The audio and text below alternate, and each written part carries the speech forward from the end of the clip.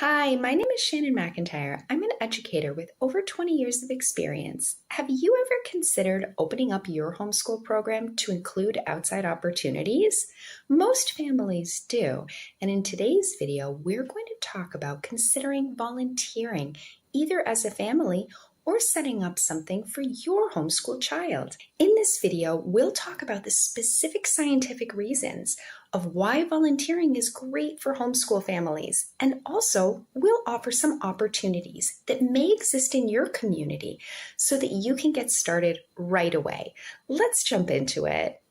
As I've worked with homeschool families for almost 7 years now, I've noticed that there's a few growing trends. The first one is the fact that many homeschool parents feel like their child lacks resiliency.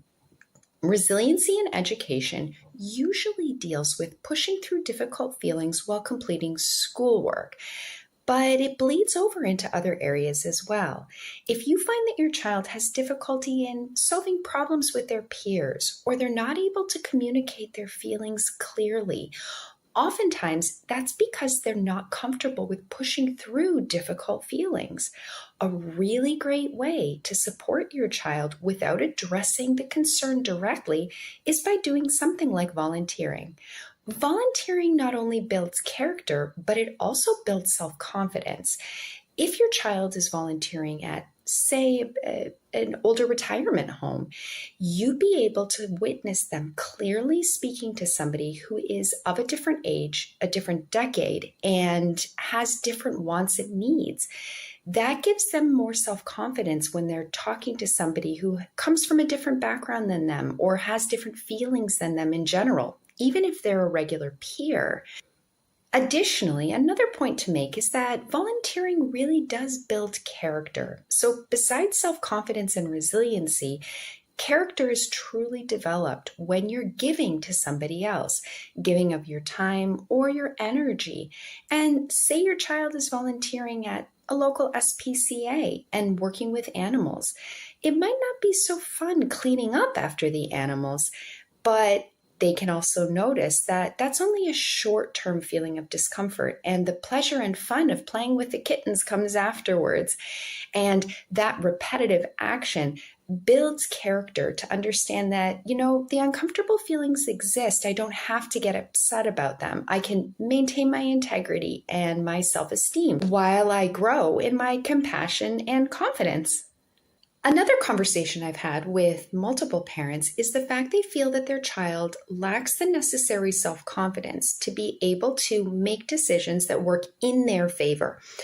An example of this might be if your child is playing with some of their friends that they met at a public school, and say one of those other children says, "Hey, let's go here and we'll buy candy."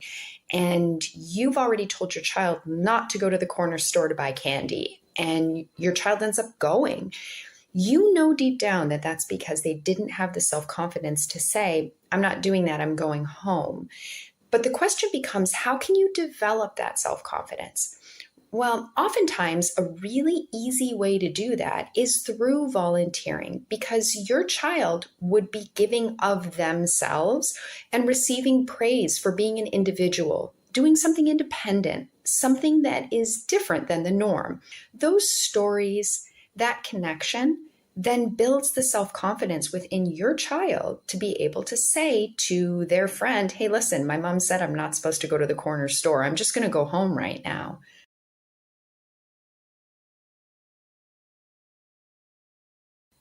We know that there's definitely more areas that your family could volunteer in than the 4 we're going to discuss now, but hopefully these will give you a good springboard to get you started. If your child is under the age of 13, they may not qualify to volunteer in these organizations, so you could actually find another family in your community who has a newborn or a toddler. If your child is able to then read to that child or play with them, this creates a similar dynamic to volunteering in an organization. Your child would then learn the skills of resiliency and also self-confidence. Our first suggested organization is a retirement home. This one is very near and dear to my heart because I personally have witnessed middle school and high school children shift their perspective on interpersonal relationships after being guided into a space where they actually ask questions and inquire from somebody who is older. By volunteering in a retirement home, your child is highly likely to experience the gift of empathy. This then turns into resiliency and self-confidence. Additionally, your child might want to volunteer at a local animal shelter or SPCA. Because there's different jobs that your child could do in this environment, it works very well for children who have special needs, those who gravitate towards animals specifically. Another great opportunity is to volunteer as a family at a local soup kitchen. If your child is of the appropriate age, they would be able to help prepare food and possibly even organize canned goods. Many soup kitchens are run through local churches or other community organizations, and they accept volunteers regardless of their faith. If your family happens to live outside of a city or even a town, you might want to consider creating your own volunteer opportunity.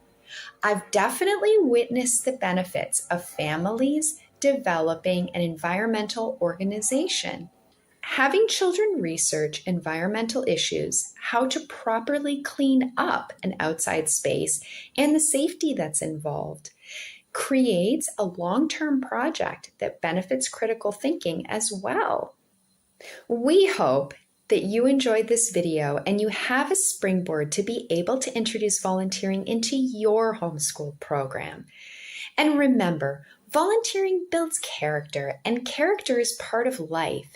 If you have further questions, feel free to reach out to A+ Virtual Learning. We're always here to help.